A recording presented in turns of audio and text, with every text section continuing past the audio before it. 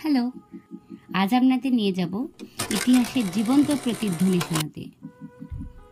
কিছু স্থাপত্য কেবল ইট পাথরের তৈরি হয় না, তারা নিজেদের মধ্যে ধারণ করে একটি সম্পূর্ণ যুগ, একটি সাম্রাজ্যের উত্থান পতন এবং অসংখ্য মানুষের স্মৃতি।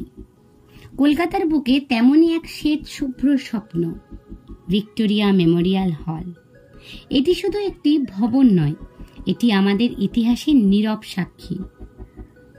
আমি এখন যেখানে দাঁড়িয়ে আছি তা কেবল একটি প্রবেশ পথ নয়, এটি যেন 19 শতকের শেষ এবং 20 শতকে শুরুর সেই সময়ে প্রবেশ করার একটি দ্বার, যখন ব্রিটিশরা এই উপমহাদেশে তাদের ক্ষমতার চূড়ান্ত শিখরে ছিল।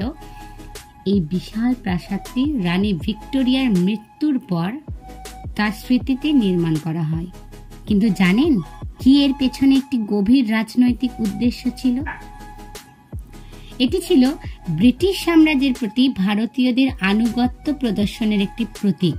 ভেতরে প্রবেশ করলে আপনি বুঝতে পারবেন এটি কেবল একটি জাদুঘর নয়, এটি একটি আর্ট গ্যালারি, একটি লাইব্রেরি এবং একটি অস্ত্রাগার, সবকিছু এক ছাদের নিচে। এখানে ব্রিটিশ রাজ পরিবারের বিরল চিত্রকর্ম থেকে শুরু করে সিপাহী বিদ্রোহের সময়কার ঐতিহাসিক নথিপত্র এবং অস্ত্রশস্ত্র পর্যন্ত সবকিছুরই সংগ্রহ করা রয়েছে। প্রতিটি ছবির পেছনে লুকিয়ে আছে ক্ষমতা, ষড়যন্ত্র এবং সেই সময়ে মানুষের জীবনের গল্প। এখানে এসে আপনি কেবল দেখবেন না, আপনি অনুভব করবেন। কিন্তু ভিক্টোরিয়া মেমোরিয়াল কেবল ইতিহাসের ভার নিয়ে দাঁড়িয়ে নেই, এটি কলকাতার বর্তমান জীবনের একটি অবিচ্ছেদ্য অংশ। সকাল থেকে সন্ধ্যা পর্যন্ত হাজার হাজার মানুষ এখানে আসে। কেউ আসে তার প্রিয়জনের সঙ্গে কিছুটা শান্ত সময় কাটাতে, কেউ আসে বন্ধু বান্ধবদের সঙ্গে আড্ডা দিতে, আবার কেউ আসে শুধু এই স্থাপত্যের সৌন্দর্যে মুগ্ধ হতে। এটি এমন একটি জায়গা যেখানে ইতিহাস এবং আধুনিকতা মিলেমিশে একাকার হয়ে গেছে। যখন আপনি সন্ধ্যার সময় এখানে আসবেন এবং আলোয় ঝলমল করতে থাকা এই শ্বেত শুভ্র প্রাসাদের দিকে তাকাবেন, তখন আপনার মনে হবে এটি যেন একটি রূপকথার প্রাসাদ। এটি শুধুমাত্র একটি অতীত নয়, এটি একটি চিরন্তন বর্তমান।